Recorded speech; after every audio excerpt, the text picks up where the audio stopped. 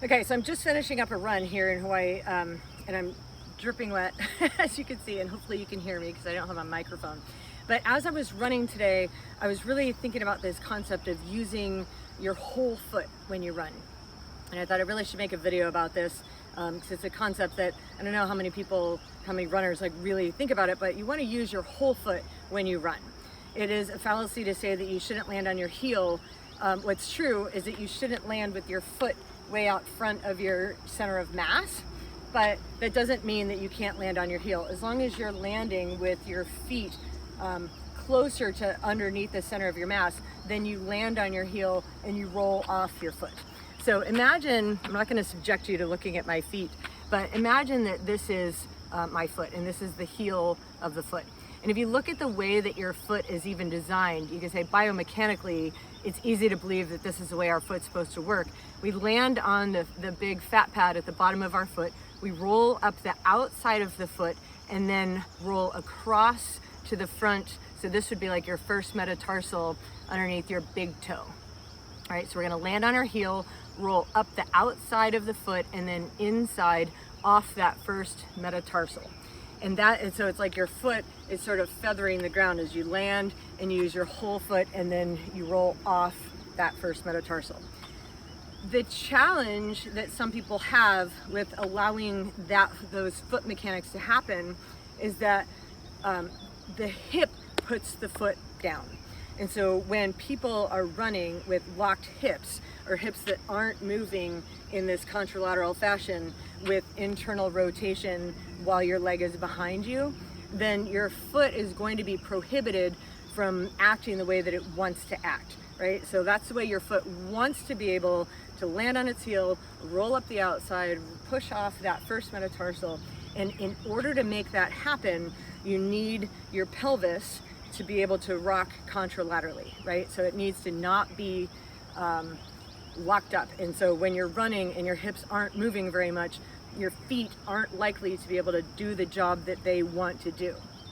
And so I've made other videos on the hip rocking and the contralateral hip movement pattern. And so you want to be doing those regularly enough so that you feel like your pelvis is able to rock and move. So the key to that is that when your leg is behind you, it should be able to internally rotate. And that's what allows you to use your glute and to push off that first metatarsal.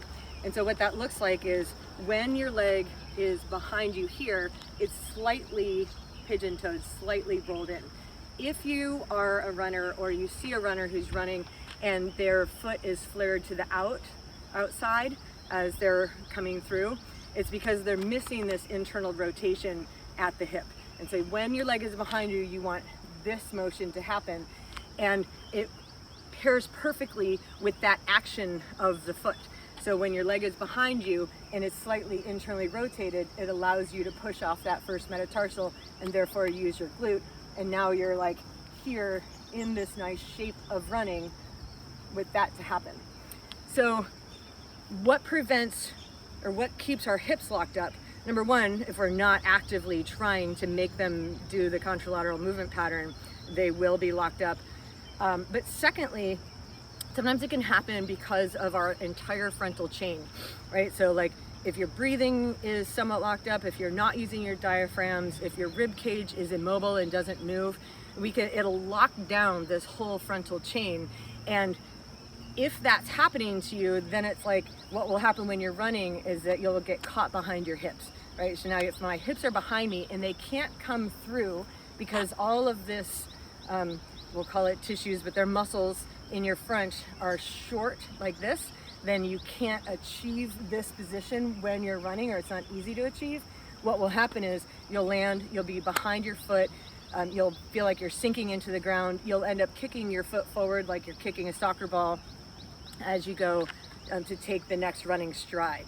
And so fixing this tends to be a multi-layer process. Like in order to use your whole foot, you have to unlock this whole anterior chain, which includes your breathing. So you want to be using your diaphragm to breathe, taking any opportunity you can to open yourself up in the front and make your front bigger. and then doing the contralateral pelvis, contralateral hip movement pattern until that's very natural and normal. And then what will happen is that once you're open here and your hips are moving, you'll run in more balance and you'll start to feel yourself use your whole foot, and it just feels really good. And I was feeling that showing up for me today while I was running, and I just really wanted to share that whole process. So the ideal way, to recap, the ideal way to use your foot, go ahead and land on your heel, roll up the outside, the lateral part of your foot, and then off that first metatarsal. In order to make that happen, you need hips that are contralaterally rotating and able to get internal rotation when your leg is behind you. In order to achieve that, you need to have tissues in the front that are not locked down. They're easy to open up. So that would include like your psoas, your iliacus, your diaphragm, all of that inside. Opening all that up, using breathing, the rounding and arching. That's why that stuff is important to do. It all layers upon itself and makes you a more effective runner who's also less likely to get injured, because when your hips and feet are working the way that they want to be working, your knees will be really happy.